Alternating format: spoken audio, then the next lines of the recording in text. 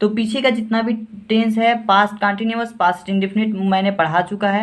Link description में आप वहां से जाकर के सभी टेंसेस को का वीडियो देख सकते हैं, ठीक है। तो चलिए हम इसमें बात करने वाले हैं पास्ट परफेक्ट टेंस के बारे में। पास्ट परफेक्ट टेंस की पहचान के बारे में सबसे पहले समझेंगे। हम सभी टेंसों में, आपको पता ही होगा अगर शुरू से हमारे वीडियो को देखते हैं, तो मैं सभी टेंसों में उनकी पहचान बताता हूँ। उसके बाद से मैं उन सभी affirmative, negative, interrogative, interrogative negative के रूल बता करके एग्जाम्पल्स भी सॉल्व कराता हूँ, ठीक है। तो इसमें भी वही चीज़ें करने वाले हैं। तो सबसे पहले हम पहचान की बात करेंगे, कैसे पहचानेंगे कि कौन सा वाक्य पास्ट परफेक्ट टेंस में है, ठीक है। तो सबसे पहले हम पढ़ लेते हैं अपनी पहचान को।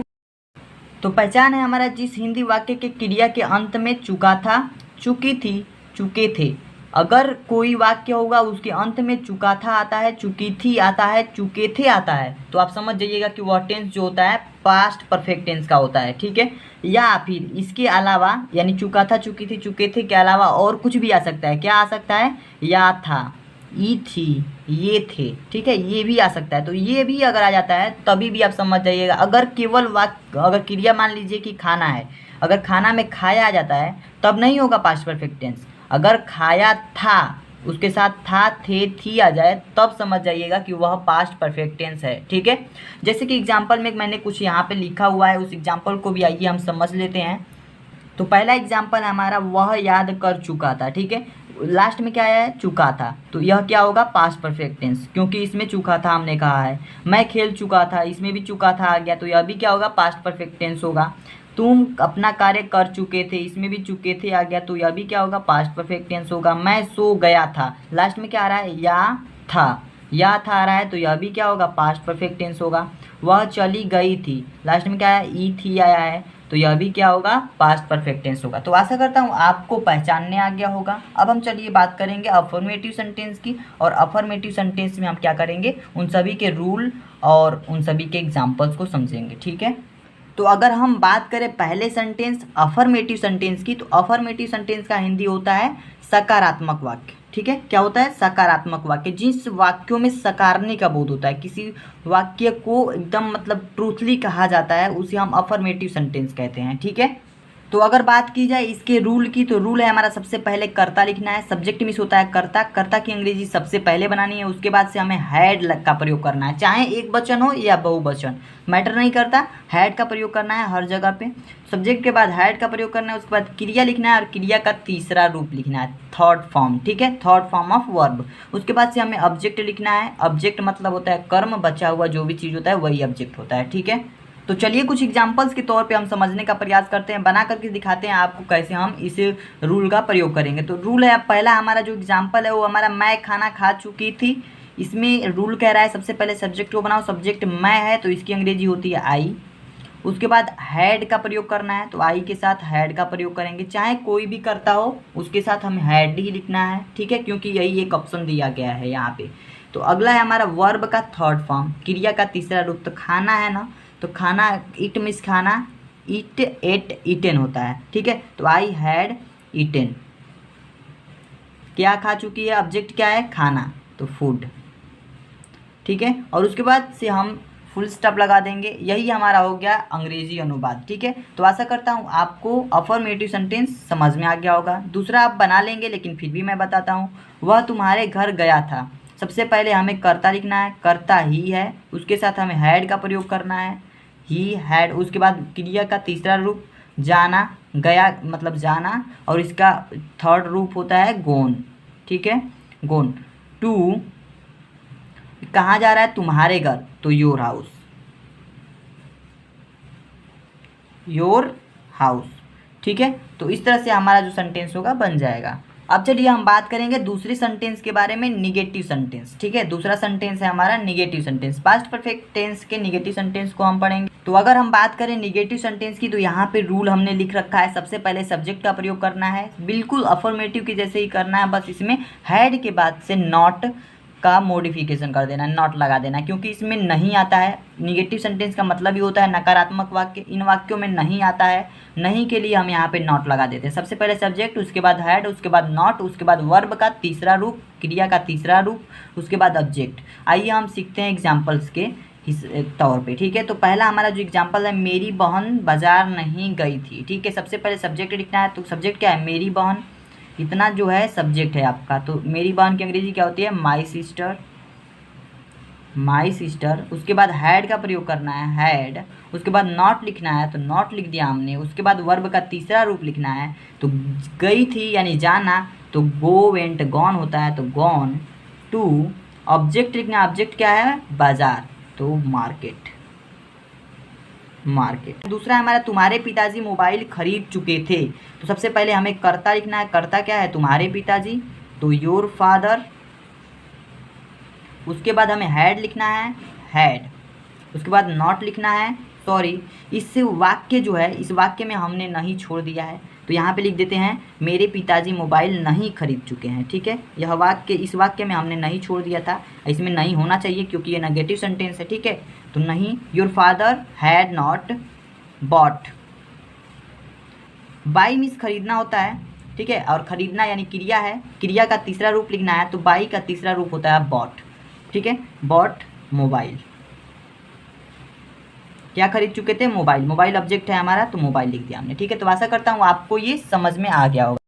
करने वाले हैं तीसरे सेंटेंस के बारे में, जिसका नाम है इंट्रोगेटिव सेंटेंस। इंट्रोगेटिव सेंटेंस का मतलब होता है प्रश्नवाचक वाक्य जिनसे प्रश्न पूछने का बोध किया जाता है। आपको पता है पहले से। तो इसका जो रूल होता है, दो रूल होते हैं, ये आपको अच्छे से पता होगा कि प्रश्नवाचक वाक्य जो होते हैं, जो प्रश्न पूछने का बोध करते हैं, दो तरीके से करते हैं। तो पहला जो प्रश्न पूछने का बोध होता है, पहले क्या आता है, दूसरा प्रश्न पूछने का बोध बीच में कब, क्यों, कैसे आकर के प्रश्न पूछता है। ठीक है, तो इंट्रोगेटिव सेंटेंस का जो पहला रूल होता है, हमें यहाँ पे दिया हुआ है, हैड लिखते हैं सबसे पहले हैड का प्रयोग करते हैं, उसके बाद से सब्जेक्ट लिखते हैं, उसके बाद क्रिया का तीसरा रूप, उसके बाद object plus etc. Past perfect tense में आप ये समझ लीजिएगा कि क्रिया का हमेशा तीसरा रूप ही प्रयोग होगा। ठीक है, चाहे वो कोई सा भी सेंटेंस हो।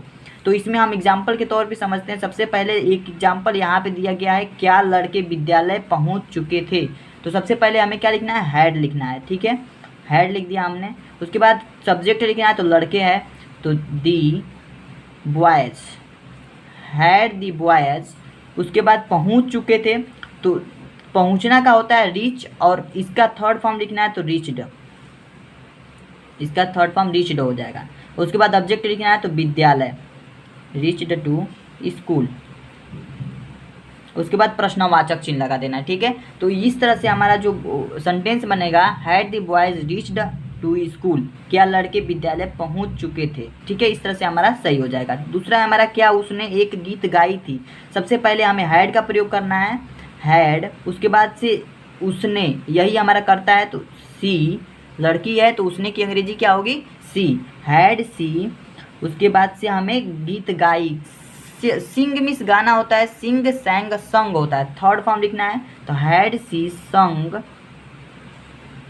ए, उसके बाद गीत, सॉन्ग, सॉन्ग। ठीक है, उसके बाद से हमें प्रश्नवाचक चिन्ह लगा देना है। सॉन्ग यहाँ पे हमने लगाया गीत के लिए, गाई के लिए हमने लगाया संग। ठीक है, तो इसे आप ध्यान रखिएगा, यहाँ पे बहुत सारे स्टूडेंट मिस्टेक कर देते हैं। तो चलिए अब हम दूसरे रूल को समझते हैं। तो अगर हम बात करें इंट्रोगेटिव सेंटेंस के दूसरे रूल की, तो दूसरा रूल है हमारा, सबसे पहले इसमें क्या होता है कि क्वेश्चन वर्ड जो होते हैं बीच में आकर के प्रश्न पूछने का बोध करते हैं। ठीक है, यहाँ पे क्या आकर के बोध किया, यहाँ कब आकर के बोध किया है। ठीक है, सबसे पहले समझते हैं हम इसके रूल के बारे में। रूल है हमारा, क्वेश्चन वर्ड को सबसे पहले लिख दो, क्वेश्चन वर्ड की अंग्रेजी सबसे पहले बनाओ, उसके बाद हैड लिखो, उसके बाद सब्जेक्ट लिखना है, उसके बाद क्रिया का तीसरा रूप, उसके बाद ऑब्जेक्ट, उसके बाद प्रश्नवाचक चिन्ह। इतना करते हैं तो हमारा जो वाक्य होगा 100% सही होगा। देखिए इसमें करके दिखाते हैं हम आपको। तुम विद्यालय कब गए थे, सबसे पहले हम क्वेश्चन वर्ड की अंग्रेजी बनाएंगे, तो कब की अंग्रेजी होती है व्हेन। ठीक है, कहीं भी डाउट हो तो आप कमेंट करके जरूर बता दिया कीजिएगा, ताकि हम विशेष ध्यान दें वीडियो बनाते समय। ठीक है, तो व्हेन की अंग्रेजी सबसे पहले हमने बना दिया। उसके बाद से हैड लिखना है, तो व्हेन हैड। उसके बाद सब्जेक्ट लिखना है, तो तुम सब्जेक्ट है तो यू, व्हेन हैड यू। उसके बाद वर्ब का तीसरा रूप, गए है ना, तो गोन लिखना है, गोन टू, कहाँ गए, ऑब्जेक्ट लिखना है, विद्यालय तो स्कूल।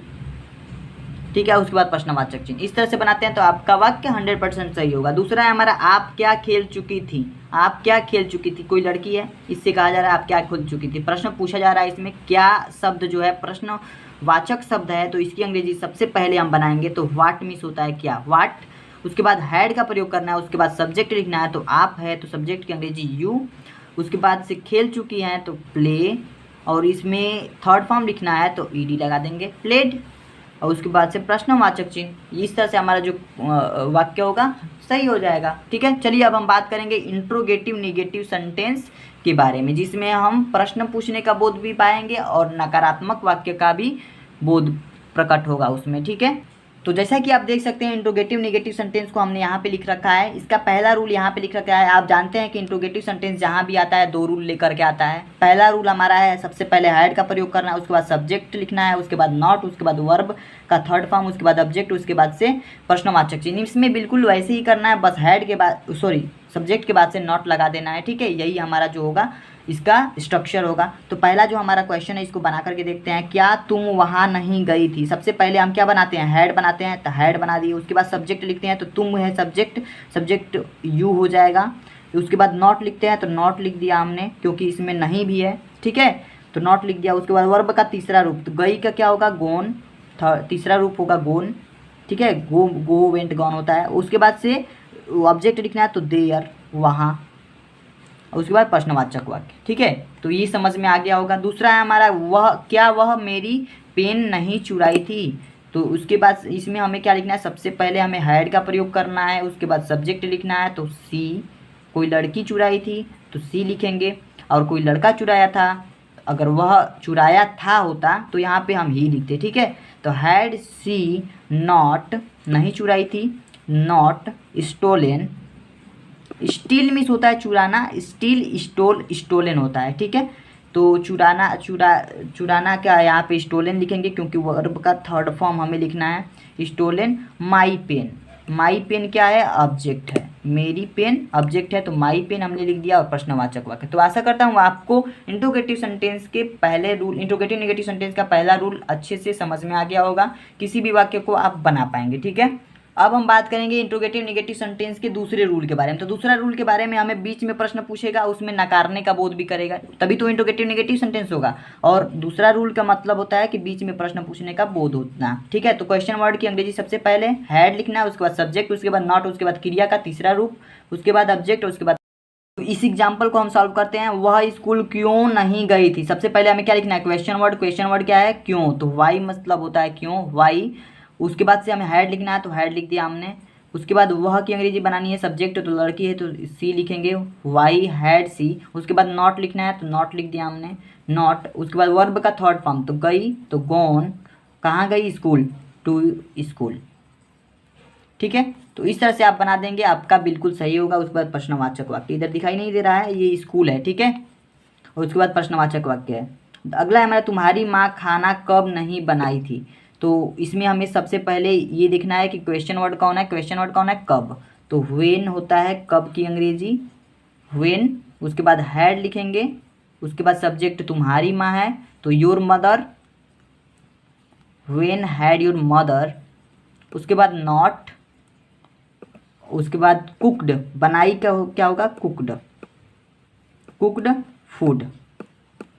यही खाना हमारा ऑब्जेक्ट है, तो फूड को लास्ट में लिखेंगे। ठीक है, उसके बाद प्रश्नवाचक वाक्य। तो आशा करता हूँ दोस्तों आपको ये वीडियो अच्छी लगी होगी। इसमें आपको पास्ट परफेक्ट टेंस में कोई भी डाउट नहीं होगा। अगर होगा तो आप कमेंट करके ज़रूर बताइएगा। मैं नेक्स्ट वीडियो में और अच्छे से और बेहतर तरीके से समझाने का प्रयास करूँगा। सभी सेंटेंसेस क्लियर हो गए होंगे। तो यदि आपको वीडियो अच्छी लगी हो तो वीडियो को लाइक कर दीजिए, सब्सक्राइब कर लीजिए चैनल को, क्योंकि ऐसी वीडियो चैनल पर प्रोवाइड करते रहता हूँ। तो ठीक है, आज के लिए इतना ही दोस्तों, मिलते हैं नेक्स्ट वीडियो में। Thank you.